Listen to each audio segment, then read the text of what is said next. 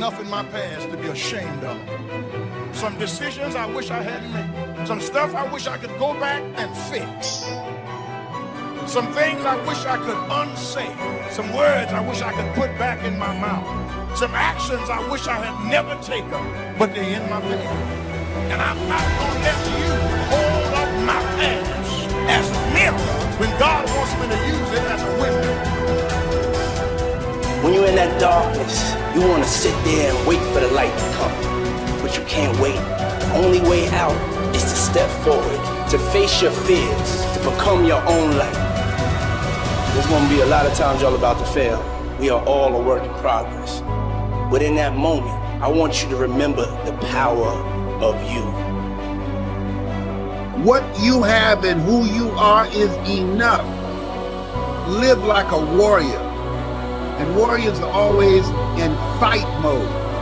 Because this thing called life, it's challenging. You got to fight for peace of mind. You got to fight to stay away from toxic, negative, energy-draining people.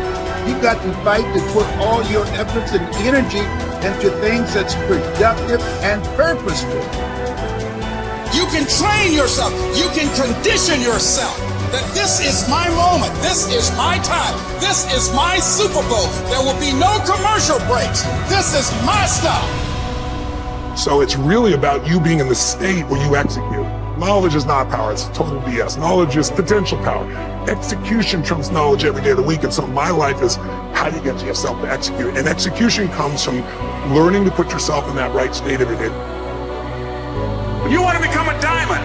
Your whole attitude change, your whole mindset, your thinking, your relationships, the decisions that you make, how you spend your time, your energy, all of it changes.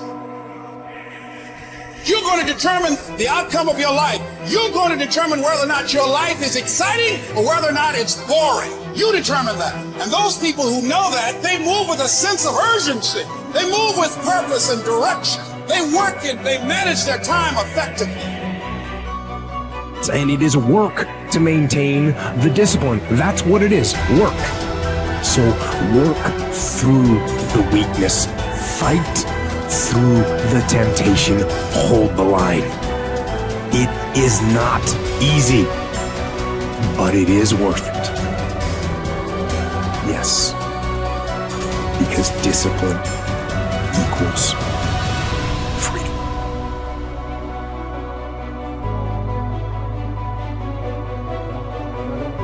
As more time goes by, time disappears. Because when you're really fulfilled, when you're doing things that are really shifting you, have you ever discovered, like, what's a long time? A long time is any time you're not enjoying yourself, right? A minute can feel like eternity if you're going through something horrible. But if you have a great time, hours go by, day can go by so quick. So time is really emotion. And what we want to do here this week is see if we can give you some key principles each day, tools, and then take some action. So we get that momentum going. You really do set yourself up without any hyperbole, without any BS, not positive. Really set yourself up to make 2021 your best year. Because making 2021 your best year, you got to make you move to the next level. Who's with me on this? Say I. Say I.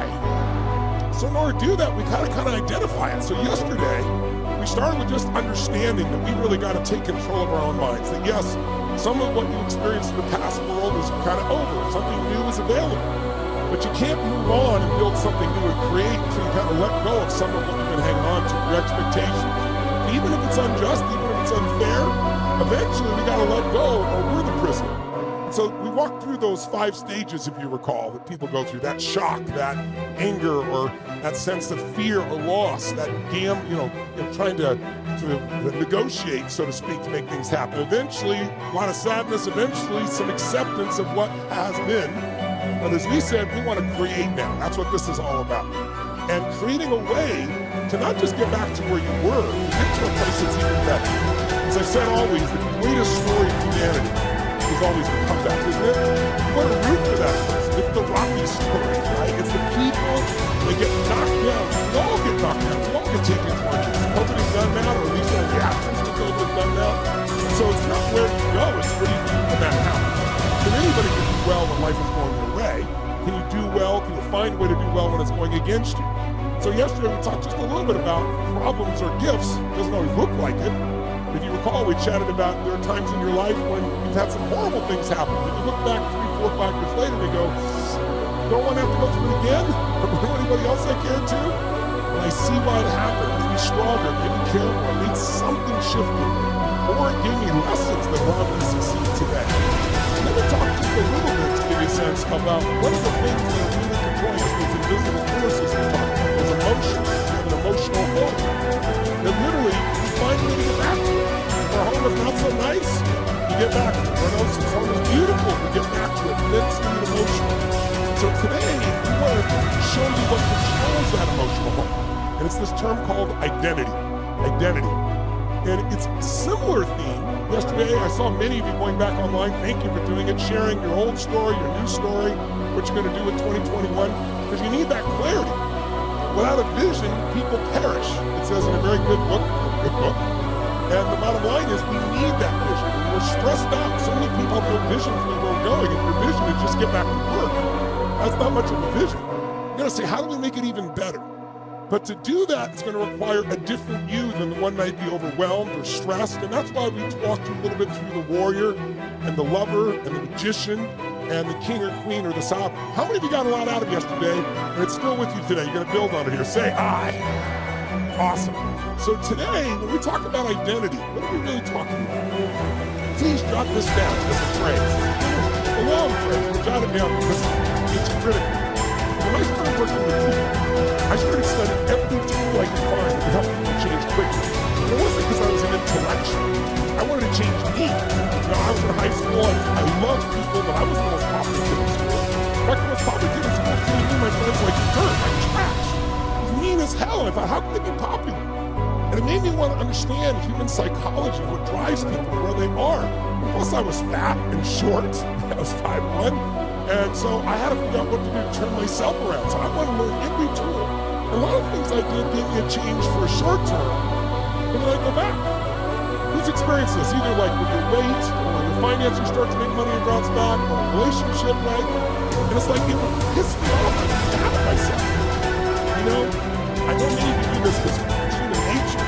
But we have high expectations for ourselves. Somebody like you comes to an event like this, you're pushing yourself to be more, to create more. And I used to beat myself up like, why did I do this? And there's a problem beating yourself up. What do you know what it is? When you beat yourself up, one of the critical elements of taking action, for solving things, for having a great psychology is energy. And when you beat yourself up, and you say, I should have done this, why didn't I do this? What's wrong with me? Does your energy increase or decrease, guys? Show me, which one? You know damn well, it decreases. So what it actually does, it becomes a trap. The more you beat yourself up, the worse you get. And then you beat yourself up more. Now you're in this vicious cycle. 3 major parts of personal development. Number 1 is physical part. Part of success is physical. Some people don't do well because they don't feel well. One of the first things to go to work on with intensive effort, and that's your own good health. Because a lot of things come from that. The future possibilities could be greatly diminished by being lazy in producing maximum health. You'll take care of that as a support system. You can't believe what else is possible. You can't believe what the mind can think of. You can't believe your imagination and your faith and your ability to say, hey, I'll go to work with you. You know what? I'm healthy, vigorous, vital. I'm not out of breath. But sometimes, you know, when all these ideas and stuff come, you know, you're a little bit too weak to even attempt. You say, oh, I'm not sure I can do that. The doubts sometimes are more physical than they are mental. You haven't got the vitality to believe it's possible. But if you've got the vitality and the strength, and you've got the health to do it, I'm telling you, ideas seem to love to be invested in healthy people that have got the ability and the ambition to do it. Got the health to do it, and the strength to do it. So why not start with the health and see if your own vitality would inspire you to more imagination? Because now when you imagine, you can pull it off. But if you can't pull it off, you know, why imagine? The imagination says, why go to work and spin all of these goals and stuff when the body isn't ready for it? So start with physical, very important.